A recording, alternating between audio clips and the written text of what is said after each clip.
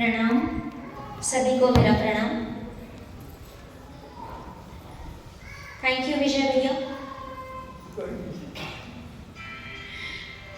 शक्ति स्वरूप आज हमारे बीच जो है उपस्थित गुरुजी राधा स्वामी जी तथा सदृश रूप में आप सभी गुरुजन महानुभाव, मेरी माताएं, बहनें, पिताजी, भाई, सभी को मेरा प्रणाम।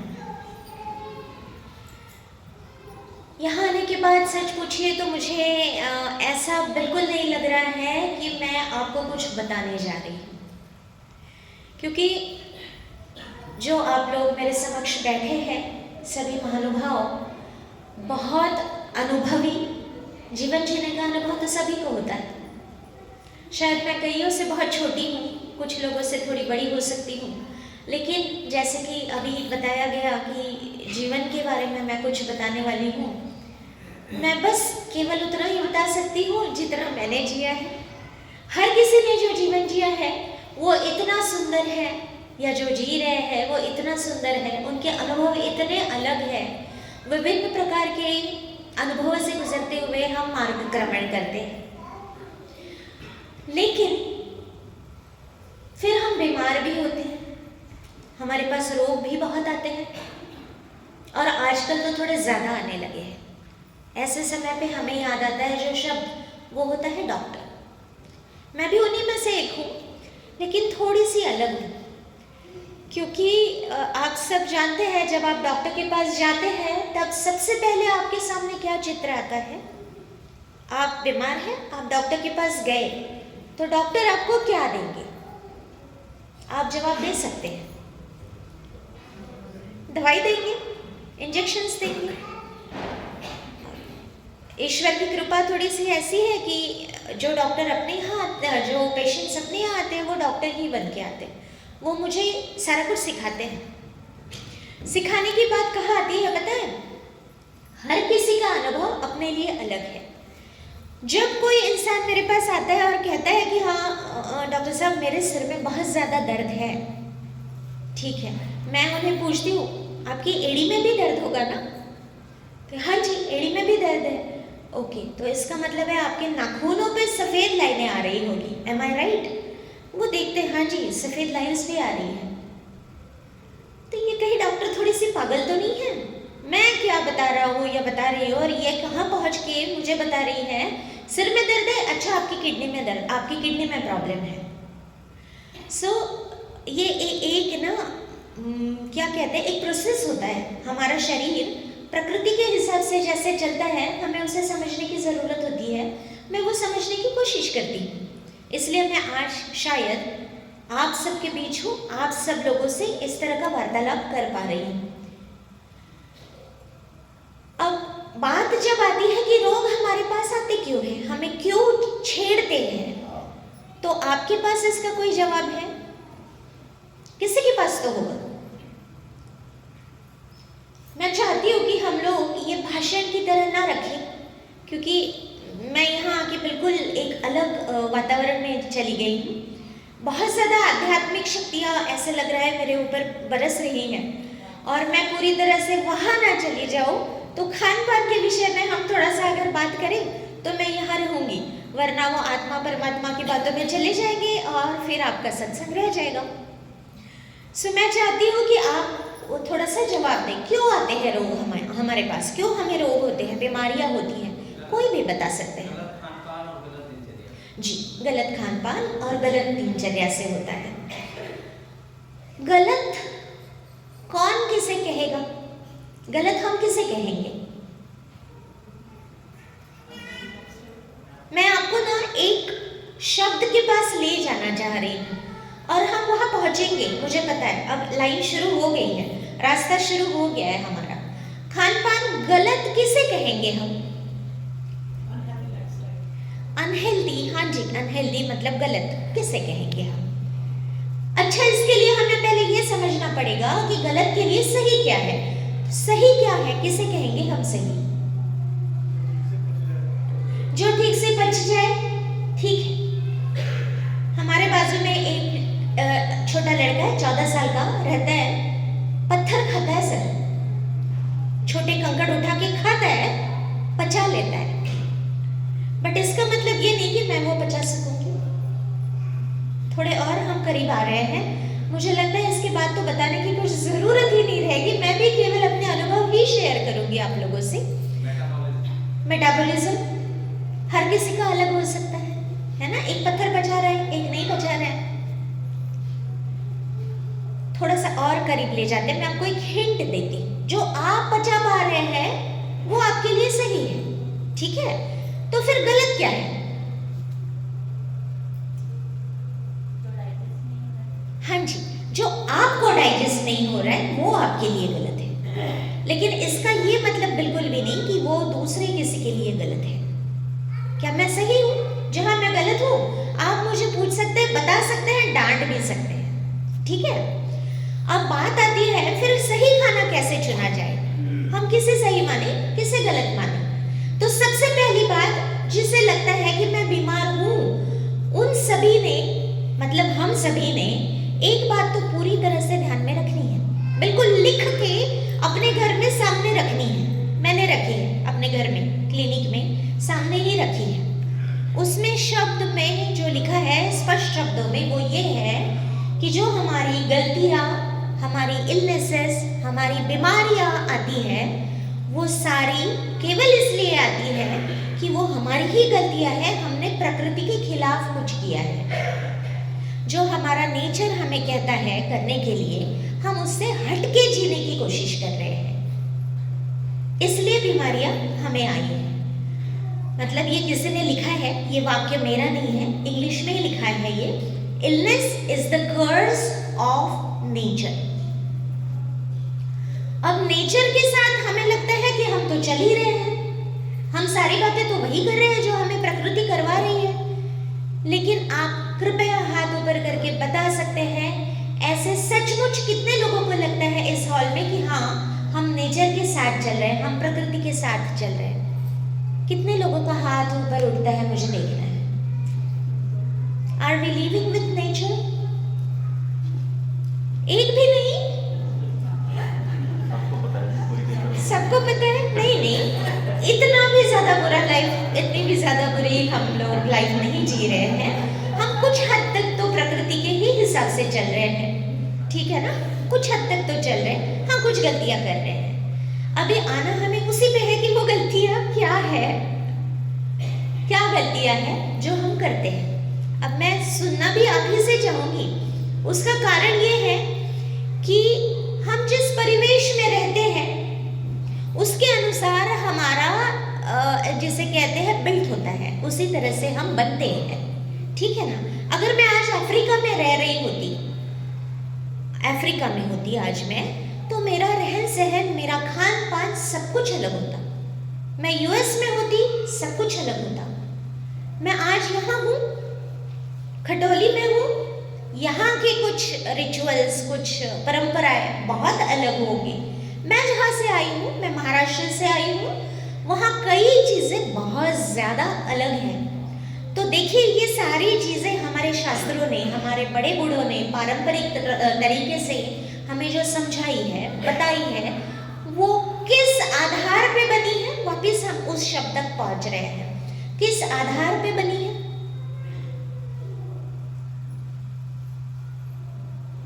जवाब चाहिए? नेचर बेस्ड, एनवायरनमेंट, क्लाइमेट, मतलब वहाँ का वातावरण जैसा है उसी हिसाब से उसे ढाला गया है। एक सिंपल सा एग्जाम्पल दें तो हम महाराष्ट्र में जो हमारे यहाँ रोज का खाने का तेल होता है ना, तेल जो जिसमें खाना बनता है, वो मूंगफली का यूज होता है। अगर मैं ये बात यहाँ कहूँ कि आप भी रोज मूंगफली ही खाइए, तो क्या ये सही होगा? तो क्या ये सही होगा? खाते हैं आपके यहाँ रोज मूंगफली का तेल? नहीं खाते हैं। यहाँ कौन सा तेल चलता है? सरसों का तेल चलता है। और हमारे मतलब जिन लोगों ने ये सब कुछ बनाया है ना, बहुत ज़्यादा बुद्धिमान थे। हमें उसमें से 1% भी कुछ पता नहीं है। आज वही सारी पुरानी बातें दोहरा दोहरा के हम कर रहे हैं। उन्हीं बातों के भरोसे हम कुछ हद तक हेल्थी बनने की कोशिश कर रहे हैं। केवल हम नहीं, सारी दुनिया भारतवर्ष को फॉलो करती है इस मामले में, ठीक है? तो अब रही बात वापस वही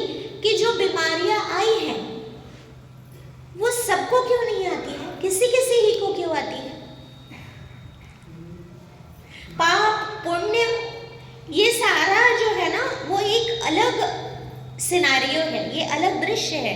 लेकिन आज के हमारे इस संदर्भ में अगर हम बात करें तो सबसे बड़ा पाप कौन सा है? प्रकृति के खिलाफ चलना।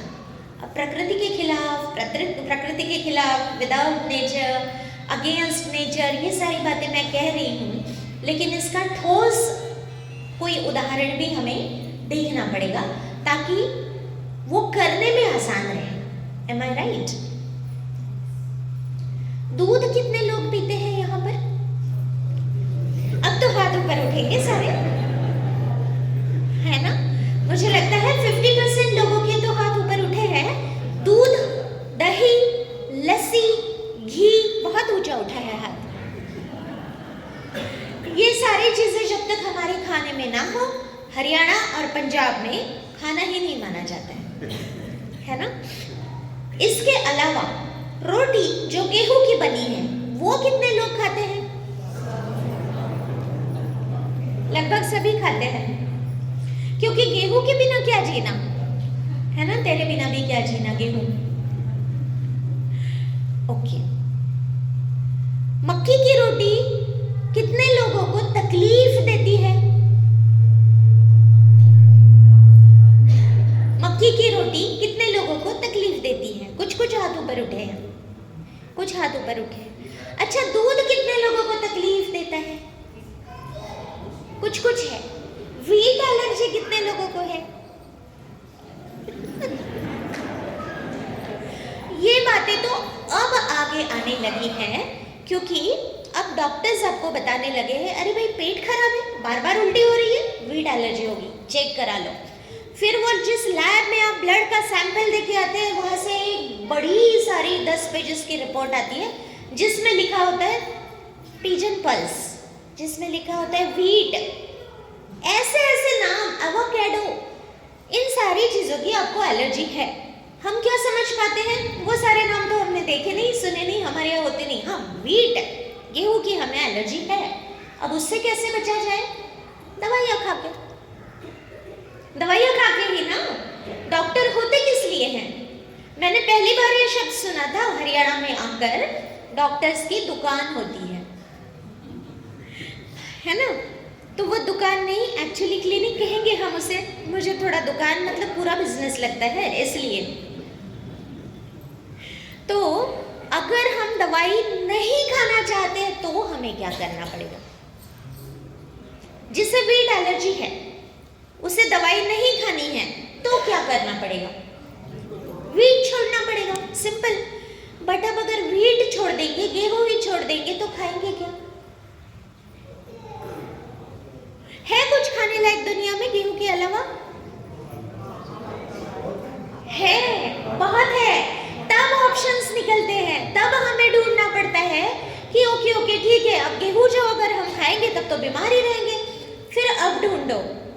उससे पहले क्या हमने कभी ये सोचा है कि जब भारतवर्ष में पहले गेहूं नहीं थे तो लोग क्या खाते थे? बहुत सारी चीजें हैं। मिलेट्स आज जिसे हम कहते हैं, मोटे अनाज, पूर्ण अनाज जिसे हम कहते हैं, वो ज्वार, बाजरा, मक्की, रागी, यहाँ का स्पेशल है एक Kodra. There are so many, इतने सारे अनाज है कि रोज सुबह दोपहर शाम आप अलग अलग अनाज खाना चाहे तो भी खा सकते हैं, उसी को और अलग तरीके से बना के खाए तो भी खा सकते हैं, और उससे कोई एलर्जीज भी नहीं होती है, और ना ही, हाँ, राइस भी खा सकते हैं। यहाँ एक वो बहुत बड़ा सवाल होता है कि हम राइस खाएं कि ना खाएं। राइस खाने से बीमार तो नहीं हो जाएंगे? फिर केरला के लोग तो कैसे जिएंगे? जैसे यहाँ गेहूं, वहाँ साउथ में राइस के बिना कुछ भी नहीं चलेगा। अब मैं महाराष्ट्र से आई हूँ, बीच से, मैं राइस खाती हूँ, हमारी फैमिली खाती है पूरी। हमारे यहाँ बल्कि कहा जाता है बुखार है, दाल चावल खा लो, सर्दी जुकाम हुआ है, रोटी मत खाना, आज चावल ही खा लो। उल्टा है ना यहाँ से? ये तो जहाँ का परिवेश उसके जैसा होता है। लेकिन जिसे हम रोग मानते हैं, मेरा अब ये पॉइंट जो सबसे ज़रूरी है, हम जिसे रोग मानते हैं सॉरी, क्या वो सचमुच रोग है?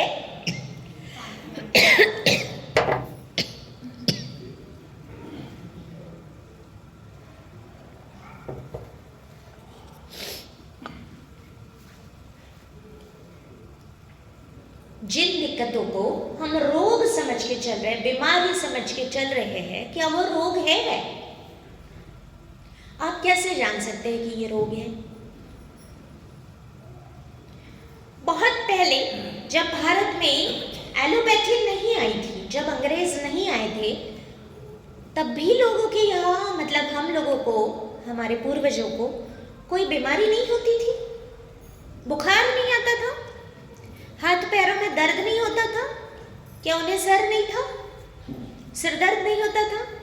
घुटनों में दर्द नहीं होता था? ये सारी वही दिक्कतें हैं जो मैं रोज बहुत ज़्यादा सुनती हूँ। लेकिन आज हमारी सहन करने की शक्ति भी बहुत क्षीण हो गई है, कम हो गई है, हम लोग वीक हो गए हैं। और ये वीक होने के पीछे सबसे ज़्यादा कारण क्या है आप जानते हैं? मुझे ऐसा लगता है कि अभी यंग जो 20 साल के नीचे वाले लोग यहाँ बैठे हैं, अगर मैं उन्हें छोड़ के बाकी सबकी बात करूँ तो आप लोगों को आपके मम्मी पापा ने, माँ बाप ने, पेरेंट्स ने इतना ज़्यादा पैम्पर नहीं किया होगा जितना आज किया जाता है। बुखार आया नहीं कि बाप रे ये क्या हो गया, मेरे बच्चे को बहुत ज़्यादा बुखार है, अब मैं क्या करूं? रात रात भर जाग रहे हैं, परेशान हो रहे हैं, डॉक्टर्स को 10 फ़ोन कर रहे हैं, सारे डॉक्टर्स फ़ोन नहीं उठाते, फिर मेरे पास फ़ोन आते हैं, डॉक्टर साहब मेरे बेटे को ना बहुत ज़्यादा बुखार है, मैं क्या करूं? मैं पैनिक। ओके, कितना बुखार है? 98.5 है। ओके, तो अब आपने क्या किया? मैं अब तक 2 पैरासीटामोल तो दे चुकी हूँ। अच्छा, 2 पैरासीटामोल ऑलरेडी दे चुके हैं। अब मेरे से आपकी क्या अपेक्षा है? मैम अभी भी बुखार नहीं उतर रहा है, तो मैं अभी ले आऊँ आपके पास? रात को 3 बजे का फोन। 98.5, 100, 101। आपको सचमुच लगता है कि आप लोगों के मम्मी पापा ने भी कुछ ऐसे ही किया है? आज बीमारी का सबसे बड़ा कारण है हम उसकी तरफ बहुत ज्यादा ध्यान दे रहे हैं। हमें थोड़ा सा कहीं लगा, ठीक आई, कोरोना हो गया, तुरंत मास्क, स्टीम, पैरासीटामोल, डोलो, सारा किस्सा शुरू हो जाता है। और आज की स्थिति हमारी ये है कि हम जितनी भी मेडिसिन लेते हैं ना, वो उन सारी मेडिसिन को हमारी बॉडी रेजिस्ट करती है, विरोध करती है। मतलब आज शायद कितने लोगों को फिलहाल कफ खांसी है बताइएगा? गला खराब कितने लोगों का है ना? आधे हॉल का है लगभग। कितने दिनों से दवाइयाँ खा रहे हैं? एलोपैथिक जो खा रहे हैं, कितने दिनों से खा रहे हैं? 1 महीना, कोई 2 महीने, फिर भी गला और कफ ठीक नहीं हो रहा है। इसका कारण जानते हैं? मैं जानती हूँ, डॉक्टर्स आपको ये बताएंगे ये आपको कोरोना हुआ है, कोविड हुआ है, अब आपको ट्रीटमेंट लेनी पड़ेगी, आप आइसोलेट हो जाइए, बिल्कुल किसी से मिलिए जुलिए मत, ये खाना बंद, वो खाना बंद एंड ऑल। लेकिन क्या आप जानते हैं आपकी बॉडी में फिलहाल कोरोना तो क्या कुछ नहीं आ सकता है ऐसा, क्योंकि इतने ज़्यादा एंटीबायोटिक्स भरे जा चुके हैं बॉडी में कि ऐसे कोई रोग आने से पहले ही डरेंगे, क्योंकि आपकी बॉडी ही इतने ज़्यादा रोग बना रही है, इतने ज़्यादा कीटाणु, इतने ज़्यादा जीवाणु, इतने ज़्यादा वायरसेस, बैक्टीरियाज हमारी बॉडी ही बना रही है। एक सिंपल सा मैं आपको ना गणित बताती हूँ, सिंपल गणित। तो इसके बाद आप पेट खराब होना या किसी तरह के इन्फेक्शन के लिए कोई मेडिसिन ही नहीं लेंगे, आप खुद समझ जाएंगे कि आपकी बॉडी से बेहतर डॉक्टर इस दुनिया में है ही नहीं कोई। हमारी जो बॉडी ईश्वर ने बनाई है ना, इतना सुंदर करिश्मा है ये कि ये जानती है अपने आप को हील कैसे किया जाए, सुधारा कैसे जाए। और हम ईश्वर की बिल्कुल नहीं मानते हैं, हमें तो अपनी मर्जी की करनी है, इसलिए हमारा नुकसान होता है। तो गणित ये है कि हमारी बॉडी में, हमारे पेट में, खास करके डाइजेस्टिव सिस्टम में 1.4 किलोग्राम, कितना? 1.4 किलोग्राम बैक्टीरिया होता है। मतलब 1 kg है, 51 किलो है, तो उसमें बैक्टीरिया का वजन कितना हुआ? 1.4 kg उसमें बैक्टीरिया का ही वजन है, ठीक है।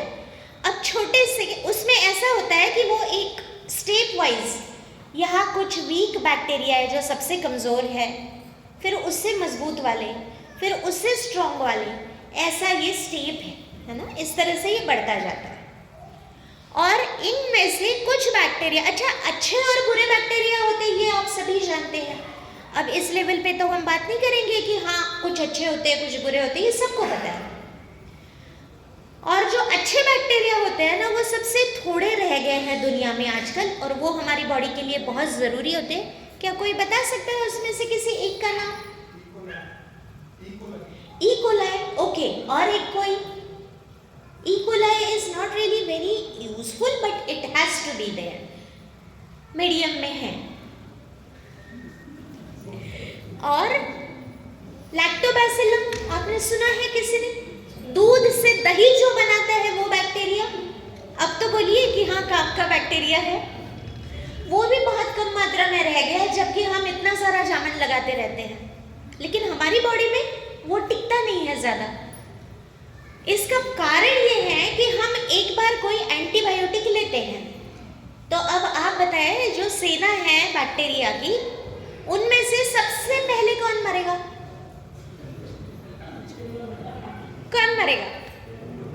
जो सबसे वीक है, जो सबसे कमजोर है, वो पहले मरेगा। तो हमने मान लीजिए पाइलोरी, लैक्टोबैसिलम ये जो है इनको खत्म कर दिया, लेकिन प्रकृति का एक रूल है, नियम है कि 1.4 kg बैक्टीरिया अगर आपकी बॉडी में नहीं है तो आप मर जाओगे, मतलब हम सब मर जाएंगे, गेटिंग इट? तो अब वो जो सबसे वीकेस्ट बैक्टीरिया था वो अगर मर गया तो उसकी जगह कौन लेगा? सेकेंड लाइन ऑफ बैक्टीरिया, उससे स्ट्रॉन्ग वाला। तो आखिरी जो सबसे स्ट्रॉन्ग था उसकी जगह कौन लेगा? उससे भी ज्यादा स्ट्रॉन्ग कहीं से बाहर से आएगा, फिर आप बीमार पड़ेंगे। पहले आप एस पाइलोरी से बीमार थे, और अब आप सबसे स्ट्रॉन्ग वाला दुनिया का कोई XYZ नाम दे देते हैं, उस बैक्टीरिया से बीमार हैं। आप मुझे बताइए, एस पाइलोरी का इलाज करना आसान है कि ये जो कुछ नया आया है जिसके बारे में हमें कुछ पता ही नहीं, इसका इलाज करना आसान है? जवाब आपके पास है। बिगाड़ा किसने है बॉडी के नेचर को? हमने, एंटीबायोटिक्स लेके। और हर बार हम जब किसी बीमारी को खत्म करने के लिए दवाई लेते हैं तो हमारी बॉडी का नेचुरल हीलिंग सिस्टम खत्म हो जाता है। धीरे धीरे करके ये समय आता है कि जितनी तादाद में बैक्टीरिया वायरस अपने आप को डेवलप करते हैं ना, एक सेकेंड में कितनी जनरेशंस आगे बढ़ जाते हैं, उतनी मात्रा में हम अपने एंटीबायोटिक्स को आगे नहीं बढ़ा सकते हैं। 30-40 सालों में केवल एंटीबायोटिक्स, आज का आपको पता होगा, सबको पता होगा, एंटीबायोटिक का कोई नाम बताइए? एमॉक्सी, सबको पता है, एमॉक्सी 625 है ना। यही सारे एंटीबायोटिक्स आज के लास्ट है, इससे आगे तो हम बढ़े ही नहीं है। और केवल अकेले कोविड नहीं, अपने कितने रूप बदल लिए हैं, अब तो नया भी आ गया। तो अगर हम दवाइयों के भरोसे रहे, सबसे पहला आज का पॉइंट यही था कि अगर हम दवाइयों के भरोसे रहना चाहते हैं तो बीमार होने के लिए तैयार हो जाइए। और अगर नहीं दवाइयाँ खाते हैं, पहले तो ये समझिए कि सचमुच इमरजेंसी क्या है। सचमुच इमरजेंसी क्या है? क्या हम सचमुच बीमार हैं? कई बार थोड़ा समय देने की ज़रूरत होती है। सर्दी जुकाम खांसी ये सब हुआ, कोई गांठ आई बॉडी पे, मान लीजिए, आप जब तक उस चीज़ को छेड़ते नहीं हैं, बॉडी जब तक अपने आप को हील करने की कोशिश कर रही है, तब तक उसे करने दीजिए। हम क्या करते हैं, शुरू से ही उसके ऊपर अटैक करना शुरू कर देते हैं दवाइयों का, वो और ज़्यादा मजबूत बनता जाता है और फिर ये एक नए रोग के रूप में आपके सामने आता है। तो अगर हमें रोगों से बचना है तो हमें सबसे पहले किस चीज़ से बचना पड़ेगा? दवाइयों से बचना पड़ेगा, डॉक्टर से भी बचना पड़ेगा एक्चुअली देखा जाए तो। इसीलिए दवाइयों से बचना पड़ेगा। दवाइयाँ मतलब, मेरा कहने का मतलब है केमिकल्स, स्पेशली केमिकल्स से हमें बचना पड़ेगा, आर्टिफिशियल हेल्प से हमें बचना पड़ेगा। लेकिन इसी के साथ में ये भी तो ध्यान में रखना होगा ना, कभी कभी इतना समय नहीं मिलता है। पैनिक होने का कारण भी ये है, सुनाई ये सब देता है आजकल कि छोटी सी गांठ हुई थी और 1 महीने में कुछ और ही हो गया, है ना। लेकिन आज अगर आप देखेंगे ना रिकॉर्ड्स, डॉक्यूमेंट्स गवर्नमेंट के, या गूगल पे आपको आजकल सारा कुछ मिल जाता है, उसमें से आप अगर देखेंगे तो मेरे पास जितने केसेस रोज कैंसर के आते हैं, मैं कैंसर के ट्यूमर्स, सिस्ट्स, ये जो सारे fibroids and all kind of ओमास, इसका ट्रीटमेंट करती हूँ। ज़्यादातर जितने लोग आते हैं मुझे ये महसूस हुआ है कि उनमें से कम 50%, 50% लोगों को वो बीमारी ही नहीं है, लेकिन ट्रीटमेंट उसी चीज़ का दिया जा रहा है। गलती डॉक्टर्स की है ऐसा अगर आप कहते हैं तो सॉरी, किसी डॉक्टर की गलती नहीं है। ना एलोपैथिक डॉक्टर, ना आयुर्वेदिक, ना होम्योपैथिक, कोई भी डॉक्टर ये बिल्कुल नहीं चाहते हैं कि हमारे पेशेंट का कोई नुकसान हो, लेकिन इंसिस्ट किया जाता है कि नहीं ये ठीक होना चाहिए। मेरे पास पेशेंट्स आते हैं ना, मुझे पूछते हैं ठीक तो हो जाएगा ना, ये ठीक कितने दिनों में होगा? पहले आप अपने दिमाग पे काबू पाइए। आपके साथ जो भी हो रहा है ना, वो आपके साथ इंडिविजुअली, स्पेशली आपके साथ हो रहा है। अगर मुझे कोई फुंसी आई है तो वो 1 दिन में ठीक हो सकती है या 1 महीना लग सकता है। कोई डॉक्टर, कोई भी दूसरी व्यक्ति आपको यह नहीं बता सकती है कि आपकी बीमारी कितने दिनों में ठीक होगी और इसके लिए आपको कितनी दवाई खानी पड़ेगी। अगर आप मुझसे पूछे, मैं केवल यही कहूँगी, किसी बीमारी का किसी दवाई से इलाज नहीं हो सकता है, किसी दवाई से इलाज नहीं हो सकता है। वापिस कहूँगी, किसी दवाई से किसी बीमारी का इलाज नहीं हो सकता है जब तक आपके मन में ये आपने नहीं ठाना हो कि हाँ मुझे ठीक होना है। सबसे पहला जो हमारी लाइफस्टाइल में हमें चेंज करना है ना, वो यही है कि पॉजिटिविटी। आप तो सब लोग मेडिटेशन, ध्यान, इन सारी बातों में बहुत अच्छा प्रोग्रेस कर रहे हैं, विश्वास करते हैं, आपके पास बहुत अच्छे गुरु हैं, तो आप ये बात बहुत अच्छे से समझ सकेंगे। एक क्रिया होती है कायोत्सर्ग नाम की, मैं उतनी दूर नहीं जाऊंगी कायोत्सर्ग के नाम पे, लेकिन मैं आप सबसे ये सवाल ज़रूर पूछूंगी, क्या आप में से किसी के पास ये शक्ति आई है कि आप थोड़ा सा अपनी बॉडी से बाजू में निकल के सोचे, देखें कि इस बॉडी में कहाँ क्या दिक्कत है? क्या ये देख पा रहे हैं आप अपने आप को? आप में से कुछ एक को समझता होगा ऐसे? किसी की तरफ देख के क्या आप ये जान सकते हैं कि इस व्यक्ति के सिर में दर्द हो रहा है? ऐसा होता है? आई है ये शक्ति किसी के पास? ये आ सकती है। बहुत सिंपल, बहुत सिंपल। शायद जो लोग मुझसे मिलते रहते हैं वो ये ऐसा पूछते हैं मुझसे कई बार कि ऐसा कैसे होता है, आप ये जान कैसे सकते हैं? आप उनकी जगह खुद को रख के देखिए, बस उनकी जगह आप खुद को रख के देखिए। आप उनकी काया में प्रवेश करके देख सकते हैं या दूर से एक्सरे की तरह देख सकते हैं कि क्या कहाँ क्या दिक्कत है। और ये सब कब आता है मैं आपको बताऊं, बहुत आसान शब्दों में, जब आपका खान पान, जिसे हम कहते हैं जीवन शैली, ये शुद्ध हो। शुद्ध का मतलब जो मेरे लिए सही है, जो मैं जानती हूँ वो मैं करूँ। मैं ये बिल्कुल नहीं कहती हूँ कि आपके लिए यही प्रोटीन सही है, ये गलत है, या ये ऐसा है या वो वैसा है, लेकिन सोचने की बात यह है कि हम अपने आप को कितना ज़्यादा इम्पोर्टेंस देते हैं, हमारी कौन सी शक्ति को हम इम्पोर्टेंस देते हैं। हम हमारी बीमारियाँ ही लेके बैठे होते हैं तो हम बीमार ही पड़ते रहते हैं। ठीक है, हम लोग बीमारियों के ही बारे में ज़्यादा सोचते हैं, दवाइयों के ही बारे में ज़्यादा सोचते हैं। आपने कभी ये सोचा है कि आज मेरी बॉडी में एक लाइपोमा बना है, एक कहीं गांठ बनी है, हो सकता है कि मैं हरे सब्जियों का जूस पीऊँ तो ये निकल जाए। आपका, अगर मैं ऐसा कहूँ, कितने लोगों का इस पर विश्वास होगा? दवाई के आपके शरीर से कोई गांठ गायब हो सकती है। होगा विश्वास? कुछ लोगों का तो जरूर होगा, क्योंकि वो जानते हैं इस महिमा को। और कितने लोग हैं ऐसा जिनका विश्वास हो सकता है?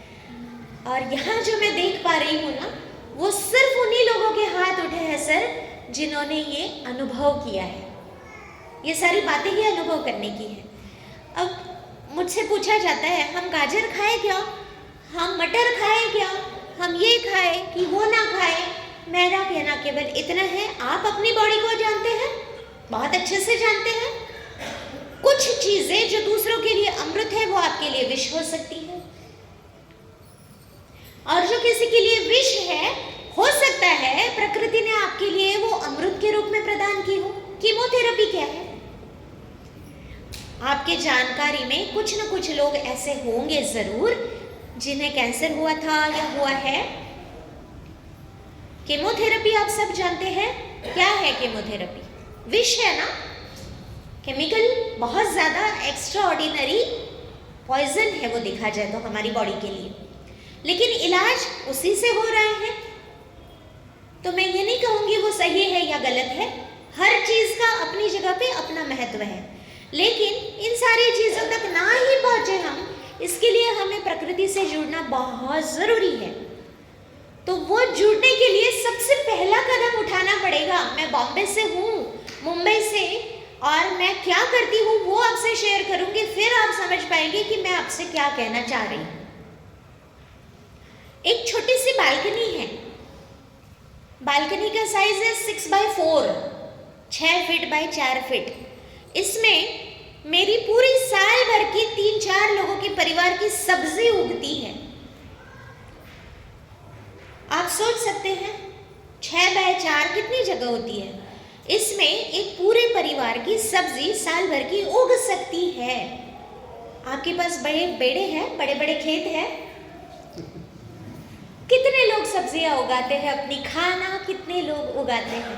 अच्छा छोड़िए, हाँ ग्रेट, बहुत से लोग उगाते हैं, मुझे पता है यहाँ पे, बट कितने ऐसे लोग हैं जो पूरी तरह से अपने ही उगाए हुए खाने पे डिपेंड है? तेल भी नहीं बाहर से आएगा। सुपर, बहुत अच्छा। लेकिन ये 1-2 हाथ जो उठे हैं ना, उसकी बजाय केवल 1-2 हाथ ना उठते तो मजा आता, क्योंकि आप किस धरती पे हैं, इसे पूरी दुनिया का भंडार कहा गया है। ये हरियाणा, पंजाब प्रदेश ऐसे हैं कि जो सारी दुनिया को खाद्यान्न का सप्लाई करते हैं, मतलब अनाज स्पेशली सप्लाई करता है। और हम अपनी सब्जियां बिना दवाइयों के, बिना पेस्टिसाइड्स के उगा नहीं सकते हैं। आप वो इसमें बारिश होने के बाद क्या कहते हैं उसे, 3 पत्ती वाली वो जो सब्जी मेथी की तरह दिखती है, वो उगती है, उठा के वही खा लेना, उससे भी आपकी बीमारी भाग सकती है। लेकिन हम वो करते नहीं हैं, क्योंकि उसे हम कबाड़ समझते हैं। हरी सब्जियां है, टमाटर है, इनके बारे में इतनी गलत धारणाएं पाल रखी है हम लोगों ने कि हम पिज्जा बर्गर उठा के तो ले आते, उसमें लेट्यूस होता है। बाहर के देशों में, हमारे यहाँ सिर्फ आलू की पैटी डाल के बर्गर देते हैं, टोस्ट करके वो बन देते हैं, और हम बहुत खुशी से 500 रुपये में उसे खाते हैं ना। बच्चों को आजकल कितने लोग हैं घर में कुछ चीज़ बना के देते हैं, या कहते कि भाई ये ले पैसे, कुरकुरे ले आ। हमें बदलना क्या पड़ेगा पता है? आपने सोचा होगा कि जैसे बाकी डॉक्टर्स बताते हैं आपको ना ये ही खाना चाहिए, वो नहीं खाना चाहिए। आई एम सॉरी, मैं ये सब नहीं बता सकती, लेकिन हाँ, हमें अपने आप में जो चेंज करना पड़ेगा, जो बदलाव करना पड़ेगा, वो ये है, अपना खाना आप उगाइए, अपना खाना आप बनाइए। आपको पता तो होगा कि किस तेल में बना है, क्या खा रहे हैं, कितनी बार तला गया है। तली हुई चीजें खाना बुरा है, ऐसा सबने सुना है। कोलेस्ट्रॉल बढ़ता है। क्या है कोलेस्ट्रॉल? कहाँ से आया आप में कोलेस्ट्रॉल?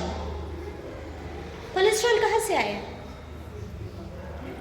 आपकी बॉडी कोलेस्ट्रॉल बनाती है, आपको पता है? सभी लिविंग एनिमल्स जो है ना, एनिमल्स प्राणी मात्र, वो कोलेस्ट्रॉल बना सकते हैं, प्लांट्स नहीं बना सकते हैं कोलेस्ट्रॉल।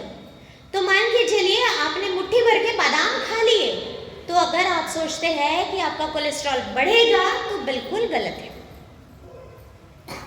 लेकिन आप दूध पी रहे हैं 1 गिलास, मैं कहती हूँ दूध मत पीजिए, नहीं जी पत्ती पाके पी लेंगे, मत पीजिए, नहीं जी सुबह बस 1 कप पी लेंगे, मत पीजिए, नहीं जी आधा कप के बिना तो दिन ही नहीं शुरू होगा।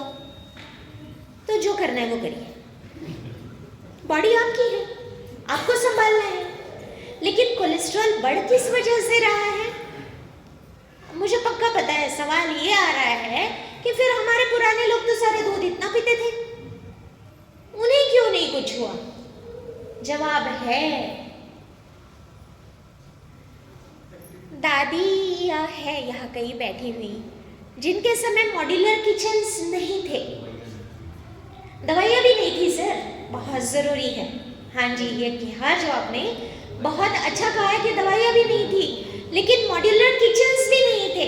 चूल्हे में खाना बनता था, नीचे चूल्हा होता था, घर में सारे लोग होते थे, डंगरों का सारा काम करना होता था। ये सब कौन करता था? मैं पहले लेडीज के बारे में बात कर रही हूँ, क्योंकि जेंट्स के बारे में सबको पता है, खेतों में काम करते थे तो उनका कोलेस्ट्रॉल नहीं बढ़ता था, मान लिया। फिर लेडीज का भी तो नहीं बढ़ता था, क्यों नहीं बढ़ता था? काम करने का तरीका अलग था, सारा कुछ ऑटोमेटिक नहीं था, तो वो उस समय हमारी दूध पचाने की क्षमता थी, आज नहीं है। दूसरी सबसे बड़ी बात, हमारी हड्डियां, आप दूध किसका पीते हैं? किसी भी माँ को दूध केवल तब तक आता है जब तक उसके बच्चे को उसकी जरूरत होती है। लेकिन एक बार बाहर का खाना शुरू कर दिया, इंसानों में हो या जानवरों में हो, दूध आना बंद हो जाता है माँ को, ठीक है?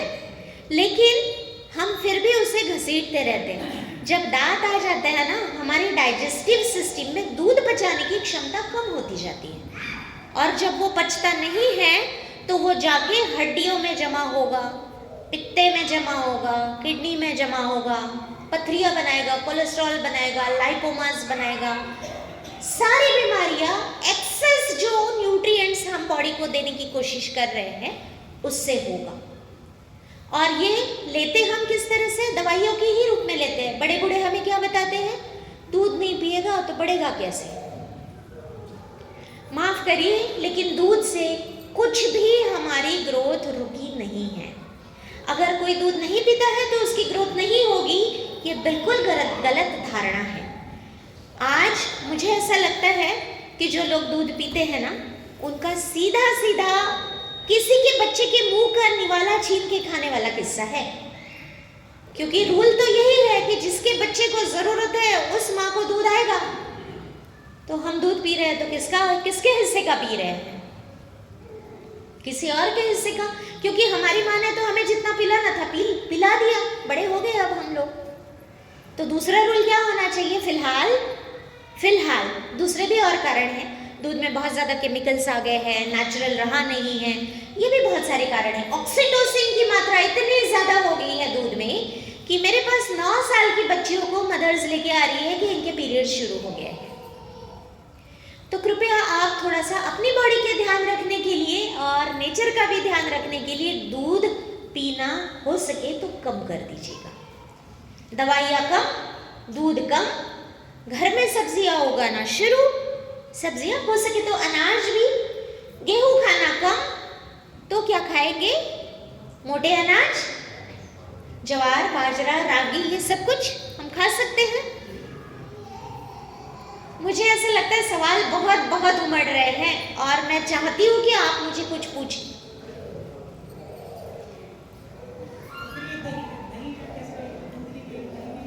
दही खा सकते हैं कुछ समय तक, क्योंकि आपको मैं चाहूँगी कि आदतें छुड़ानी है तो चलिए, एक साथ डिस्चार्ज होना भी बहुत बड़ी गलत बात होती है। तो दूध से दही पे आए, फिर दही से हम धीरे धीरे करके छुड़ा सकते हैं।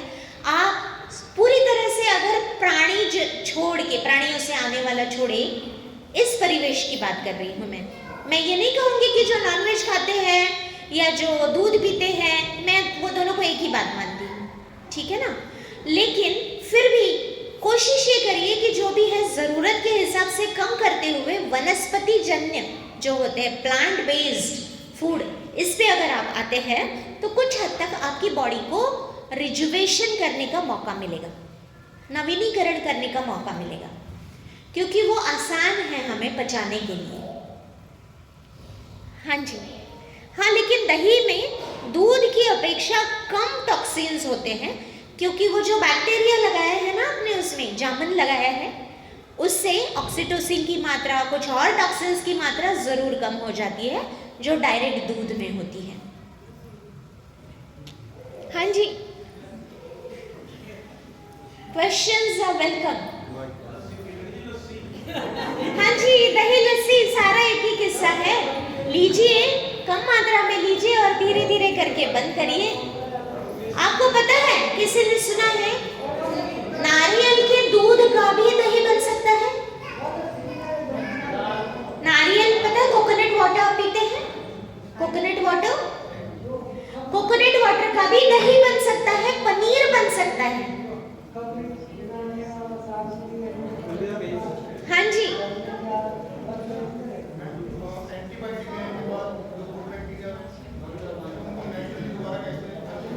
देखिए, एक बार जो बैक्टीरिया हमारी बॉडी से चला गया है उसे वापस लाना बिल्कुल भी पॉसिबल नहीं है, बिल्कुल ही मुश्किल है। मैं कहूँगी इम्पॉसिबल कुछ नहीं होता है, बहुत मुश्किल है, क्योंकि हमारी बॉडी का वातावरण वैसा बन गया जैसे कि उस बैक्टीरिया के लिए सूटेबल नहीं है, और उसे खाने के लिए उससे स्ट्रॉन्ग बैक्टीरियाज ऑलरेडी आ चुके हैं।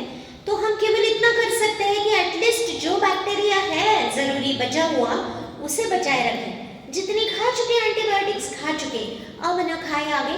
नेचुरल एंटीबायोटिक्स बहुत ज़्यादा है हमारे खाने में। आप लोग हल्दी खाते हैं ना, रोज़ खाने में हल्दी होती है हमारे, हर छौंक में हल्दी पड़ती है। हल्दी के साथ जब मिर्च या काली मिर्च का थोड़ा सा मिक्सचर होता है, कॉम्बिनेशन होता है, उससे बढ़िया एंटीबायोटिक, एनाल्जेसिक, एंटीपायरेटिक दुनिया में कोई नहीं है।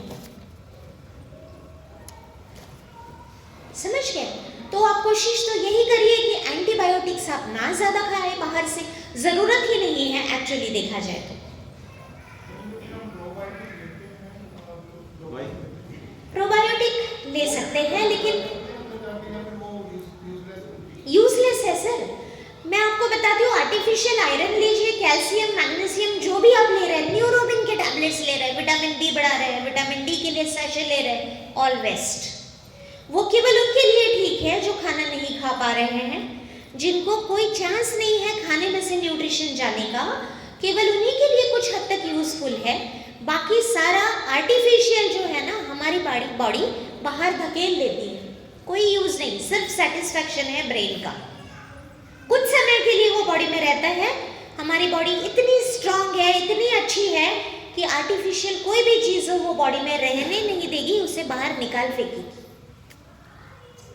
सो आपको तो नेचुरल वे में ही, मुझे ऐसा लगता है कि ज़रूरी है करना ये सब। तो आज हमने क्या क्या देखा, ये जो मैंने बड़बड़ की कोशिश की शेयर करने की, भाषण देने तो मुझे नहीं आता है, हो सकता है लैंग्वेज का भी थोड़ा सा ऑब्स्टिकल रहा हो, लेकिन कुछ 4 पॉइंट्स हमने आज देखे। कौन से थे? एक, मेडिसिन से कृपया दूर रहे, इमरजेंसी को समझे। इमरजेंसी के समय दवाई लेना मैं समझ सकती हूँ, बहुत ज़रूरी हो जाता है। मैं ये नहीं कहूँगी कि किसी को हार्ट अटैक आया है तो आप ज़बरदस्ती घर के ये इलाज करते रहे, नो, वो इमरजेंसी ज़रूर है, लेकिन 98.5 बुखार ये इमरजेंसी नहीं हो सकती है। इसी तरह की कई और बीमारियां जो अपने आप ठीक हो सकती है, उन्हें आप इमरजेंसी ना माने। पहली बात, दवाइयों से बचना है, इमरजेंसी के लिए दवाइयां बचा के रखें, ठीक है। दूसरी बात, कोशिश करिए कि जो प्राणियों से आने वाला अन्न होता है उसे हम ना अपने खाने में शामिल करें। वनस्पति जन्य जो अन्न होता है उसे ले तो हमारी बॉडी को आसानी होती है उसे पचाने में और हील करने में भी। 3, हाँ जी, डॉक्टर से दूर रहना है, मुझसे आप दूर ही है, डोंट वरी। तीसरा क्या था? ब्रेन वॉश भी डॉक्टर्स ने किया है ना? ब्रेन वॉश भी डॉक्टर्स ने नहीं किया है, ब्रेन वॉश सिस्टम ने किया। Doctors are the part of system. Covid में तो एंटीबायोटिक खूब खिलाया हमें। हाँ जी, हाँ जी, अब मत खाइए। अपनी सब्जियां, अपना अनाज खुद उगाइए, भले गमलों में उगाइए लेकिन खुद उगाइए। इससे आप 90% रोगों से तो बचे रहेंगे। मिट्टी में हाथ डालिए, पैर डालिए, डायरेक्ट बिना स्लीपर के भी कभी मिट्टी में चल के देखिए। इट्स वेरी रिलैक्सिंग, अर्थिंग होता है ना। नेगेटिव एनर्जी सारी जमीन में चली जाती है, ऊपर से गुरु का आशीर्वाद और नीचे से जमीन में जाती नेगेटिव एनर्जी। इससे बढ़िया तो रिजनरेशन ऑफ द बॉडी कुछ हो ही नहीं सकता है। और क्या था? माताएं कृपया पानिक ना हो बच्चों के मामले में, ताकि उनकी आगे की जिंदगी सहज हो। दवाइयाँ खिला खिला के उन्हें दवाइयों के मामले में रेजिस्टेंट ना कर दे, ताकि जब सचमुच किसी को जरूरत पड़े तो वो दवाइयाँ असर कर सके। और एलोपैथी से भी थोड़ा सा इमरजेंसी के लिए ही हम उसे रखें। कोशिश करें, हमारे ही भारत की बहुत सारी पैथीज है। आयुर्वेद है हमारे पास, होम्योपैथी आजकल हम भारतीय बोल सकते हैं, इलेक्ट्रो होम्योपैथी हमारे पास है, सिद्ध है, यूनानी है, और भी जाने कितने कितने घरेलू नुस्खे भी तो कम नहीं है। पेन होता है ना जब, तो सबसे अच्छा तो आप मेडिटेशन करें, पानी पिए। पेन तब होता है जब बॉडी में कुछ रुकावट है, खून के बहने में कहीं रुकावट है। रुकावट हमने अपने आप क्रिएट की है। पहले तो पानी भरपूर पीना शुरू करिए, इतना भी नहीं कि किडनी पे प्रेशर आए, लेकिन जब प्यास लगती है तो टालिए मत। सबसे बड़ा उपाय पेन के लिए, और उस पेन की तरफ कुछ समय के लिए, जब तक वो सीवियर नहीं है, सचमुच ध्यान मत दीजिए। मुझे लगता है मैंने आप लोगों का बहुत समय लिया है। हाँ जी सर, आप कह रहे थे कि आप महाराष्ट्र से हो जी। आप छोटी जगह में सब्जियां उगाते हैं, मैं भी कोई फार्मूला बताओ कि हमने अपने लोगों में थोड़ी बहुत सब्जियां उगाते हैं। सब्जियां? हाँ, सब्जियां। सर मैं तो आप लोगों से सीख रही हूँ। मेरे पास जो भी पेशेंट्स आते हैं ना, वो खिड़की में से देखते हैं, अच्छा यार लौकी तोरी ऐसा सब कुछ लग रखा है, तो वो मुझसे पूछते हैं ये आपने कुछ अलग भी लगाया क्या? जो आपने दिया है वही उगाया है, बस उसे सजाया ऐसे है। बट यस, हेल्दी है, क्योंकि उसमें कोई भी आर्टिफिशियल चीज़ें नहीं मिलाई गई है। किचन में से जो वेस्ट निकलता है वही सारा कंपोस्ट बन के उसमें जाता है, एंड इट्स वेरी रिलैक्सिंग। उससे बेहतर तो कुछ हो नहीं सकता है कि आप माँ प्रकृति के साथ अपना समय गुजारें। मेरी पूजा शायद यही है। मैं कोशिश करती हूँ, जो दवाइयाँ भी देती हूँ वो नेचुरल मेडिसिन ही ज़्यादा होती है। जिन्हें दवाइयों की ज़रूरत नहीं है उन्हें सीधे बोल देती हूँ आपके लिए मेरे पास दवाई ही नहीं है। मुझे ऐसा लगता है इन बातों के लिए जितना समय आज हमें मिला है, देखा जाए तो बहुत कम है। मैं कोई एक्सपर्ट भी नहीं हूँ इन सारी चीज़ों की, शेयरिंग ही कर रहे हैं हम लोग। हाँ जी जी।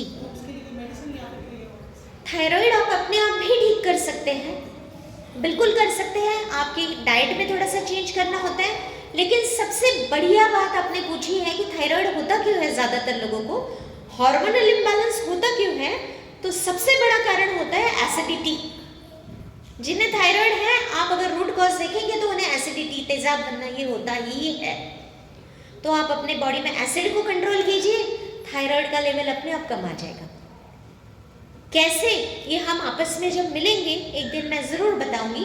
मैंने कहा ना, ऐसी कई बातें हैं जो हम शेयर करेंगे, तो रोज़ हमें ऐसा सेशन रखना पड़ेगा, मज़ा आएगा, मिलते रहेंगे। बट आज के लिए बहुत ज़्यादा अगर दे दूँ तो आप बहुत ज़्यादा कंफ्यूज हो जाएंगे। नेक्स्ट टाइम आप भी कुछ सोच के आइए, मैं भी आपके लिए कुछ लेके आऊँगी और हम लोग वापस शेयरिंग करेंगे। अगर फिर भी ऐसा लगता है कि आपकी कुछ क्वेरीज है जो मैं सॉल्व कर सकती हूँ, तो आप पेपर पे लिखिए, विजय भैया को दे दीजिए, संजीव भैया को दे दीजिए, और भी है मतलब जो मेरे पास आते रहते हैं। अगर नहीं आ सकते हैं, या फिर यू आर मोस्ट वेलकम, आप कभी भी आ सकते हैं। ईश्वर का घर है, कभी भी आइए, हम लोग बात कर सकते हैं।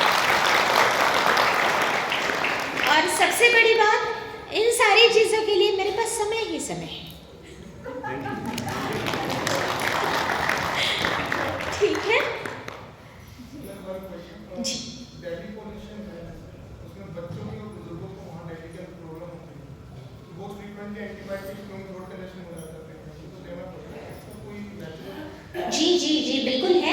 पॉल्यूशन के लिए इलाज आप जो पूछ रहे हैं ना, पॉल्यूशन आता जाता ही रहेगा सर। मतलब इतना ज़्यादा हो चुका है ये सब कुछ, लेकिन इंटरनल इम्यूनिटी जिसकी ठीक है उसे कुछ छू नहीं सकता है। अब आप अगर डायरेक्ट कार्बन डाइऑक्साइड बच्चे के नाक में डाल ही रहे हैं, दिल्ली अगर रहते हैं तो मास्क यूज़ करिए, इम्यूनिटी बढ़ाइए, बच्चों को हर चीज़ से रोकिए तो मत, मिट्टी में भी खेलने दीजिए। ये सब ज़रूरी है ताकि वो जो रेजिस्टेंस, जैसे मैं दवाइयों के बारे में बात कर रही हूँ ना, सिमिलरली हमारी इम्यूनिटी भी ऐसे ही काम करती है। थोड़ी सी कुछ मैली कुचैली चीज़ें जो होती है, जैसे धूल मिट्टी हो गया, उसमें जब तक बच्चे जाएंगे नहीं, पहली बार जाएगा नहीं, थोड़ा बीमार पड़ेगा नहीं, उसकी बॉडी में एंटीबॉडीज बनेगी नहीं, तब तक वो उस चीज़ के लिए इम्यून होगा भी नहीं। सो ये है, लेकिन थोड़ा सा मेडिटेशन, कुछ यौगिक क्रियाएं, कुछ प्राणायाम, ये सब कुछ आज हम सब की ज़रूरत बनी है। उसके बिना जीना मुश्किल है। अब दवाइयों के सहारे हम नहीं जी सकते, क्योंकि दवाइयों का अपना एक लिमिटेशन है जो कि कभी आगे नहीं। अब इससे आगे बढ़ने के लिए 25 साल और लगेंगे। 25 सालों में हमारी दुनिया और वायरस बैक्टीरिया की दुनिया कई गुना बदल चुकी होगी, करोड़ों गुना बदल चुकी होगी। सो पहले तो अपने आप पे विश्वास करके हमारी हीलिंग सिस्टम को ही हमें सुधारना पड़ेगा सर। ठीक है, मुझे लगता है आज मुझे आपसे आज्ञा लेनी चाहिए अब, क्योंकि आगे सत्संग का प्रोग्राम है, तो आप उसे बिल्कुल पूरे मनोभाव से एंजॉय करिएगा। और कुछ पूछना चाहते हैं, मैं तो हूँ ही आपकी, कभी भी आप पूछ सकते हैं गुरुजी।